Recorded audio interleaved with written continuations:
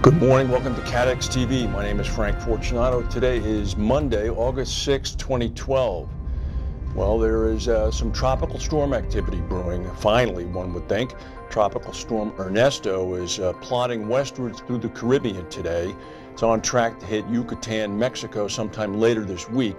It's expected to develop into a hurricane probably by Wednesday. Currently, it has wind speeds of only about 50 to 60 miles per hour. There are hurricane or tropical storm watches issued for Nicaragua and Honduras. Those have been canceled. Mexico has now, in fact, issued a hurricane watch for the east coast of the Yucatan Peninsula starting on Tuesday night. Meanwhile, right behind, there's a low a little bit to the west of the Cape Verde Islands that's already been named Florence. Now, Ernesto passed to the south of Cuba. The storm track for Florence has it passing to the north of Cuba, which would be the typical type of storm path to hit the mainland U.S. Florence is expected to become a hurricane and north of Cuba by about 5 a.m. Thursday. So obviously we'll keep our eyes on that.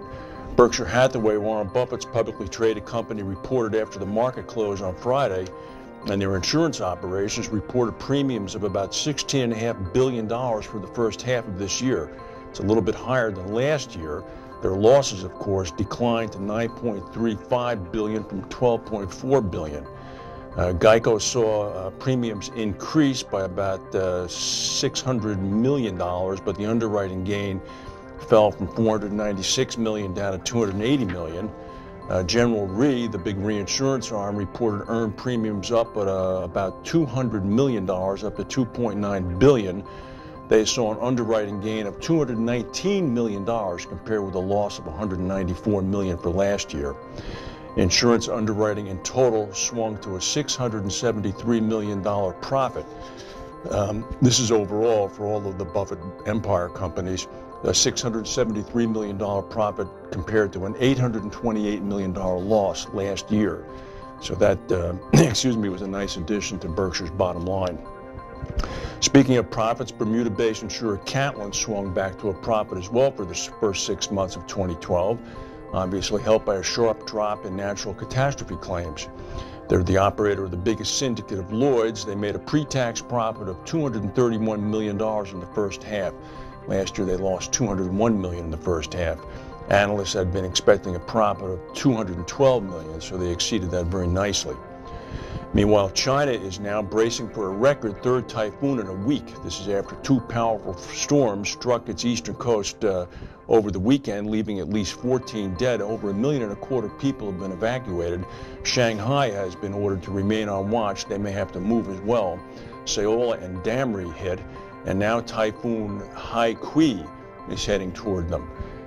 They've issued an emergency warning to people in Zhejiang province to brace for the arrival of Haikui on Tuesday. It's expected to dump about 30 inches of rain in some areas. It may get stronger as it nears the coast. Well, here's a little piece of evidence as to how remaining small can cause you problems.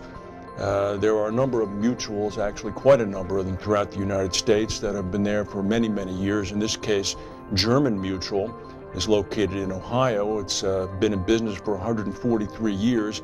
It's a small company. It's been set up to serve Ohio's German heritage community.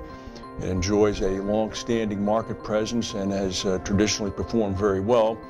They got hit with a $15 million claim from a windstorm this year, and that was the final straw, apparently, prompting AM Best to downgrade its financial strength from B+ down to B+ from B++. That will obviously cause it some difficulties in purchasing reinsurance to the extent that it does. But we hope that those companies can make it through. They bring a lot of necessary service to areas of the insured community that is not normally presented to them.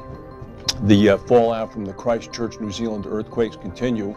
A consumer agency has taken a poll. Insurance Australia Group has been given a resounding thumbs down by Christchurch residents concerned about the slow progress of the city's rebuilding program. IAG recorded 80% plus dissatisfaction. You have to keep this in context. West Farmer-owned insurer Lumley was judged to be the best performing company. They won the prize with only a 22% approval rating. So pretty much everybody's upset with the insurers. Coming from the Middle East, the Prime Minister of Syria has apparently defected to Jordan. Prime Minister Riyad Hijab, he defected to Jordan apparently with 3 other ministers. Meanwhile, the Haber Turk television network is reporting that Syrian forces have captured a Turkish general. He had been sent supposedly by Syria on a mission to assist the insurgents. The Turks are denying this report. That would be very interesting if that was true. And sometime early this morning, Eastern Time, NASA's 1-ton automobile-sized Curiosity Mars Explorer vehicle, in a very complicated operation, successfully landed on Mars to whoops of delight from NASA engineers. The rover has a nuclear-powered energy source and will be operational, looking for life on Mars or building blocks of life on Mars for many, many, many months to come.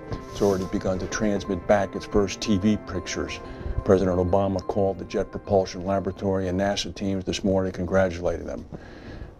Job well done. That's the news for today. If we have any breaking news, we'll come back and tell you. Thank you for watching, and we'll see you tomorrow.